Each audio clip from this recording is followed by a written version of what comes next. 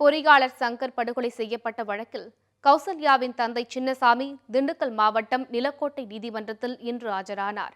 அப்போது அவர் சங்கர் கொலைக்கு தனது மைத்துனர்கள் 3 பேரே காரணம் என நீதிபதியிடம் வாக்குமூலம் அளித்தார். உடுமலைப்பேட்டை கௌரவ கொலை தொடர்பாக கொலையாளிகள் மீது உடனடி நடவடிக்கை எடுக்க வேண்டும் என ஜனநாயக மாதர் சங்கம் உள்ளிட்ட அமைப்புகள் வலியுறுத்தியுள்ளன. கோவை அரசு மருத்துவமனையில் சிகிச்சை பெற்று வரும் படுகாயமடைந்த கௌசல்யாவை அனைத்திந்திய ஜனநாயக மாதர் சங்கம், தீண்டாமை ஒழிப்பு முன்னணி மற்றும் விடுதலை சிறுத்தைகள் கட்சி உள்ளிட்ட பல்வேறு அமைப்புகளை சார்ந்த பிரதிநிதிகள் சந்தித்தனர். அதன் பின்னர் கொலை செய்யப்பட்ட சங்கரின் உறவினர்களை சந்தித்து அவர்கள் ஆறுதல் கூறினர். அப்போது செய்தியாளர்களிடம் பேசிய ஜனநாயக மாதர் சங்கத்தின் மாநில தலைவர் அமிர்தம் கொலையாளிகளை உடனடியாக கைது செய்ய வேண்டும் என்று வலியுறுத்தினார்.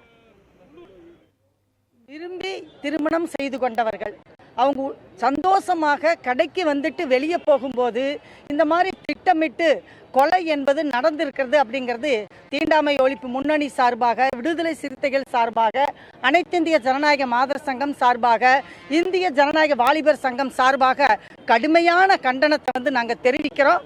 தமிழ்நாட்டில் தொடர்ந்து இந்த ஆணவ கொலைகள் என்பது நடந்துகிட்டே இருக்குது. ஆட்சியில் இருந்த அரசு அந்த மாதிரி தமிழ்நாட்டில் இல்லைன்னு சொன்னாங்க. இது 73வது ஆணவ கொலை. இது இனிமேலாவது இந்த அரசு உரிய கவனம் எடுத்து தடுப்பதற்கான உரிய முறையில் நடவடிக்கை எடுக்க வேண்டும்.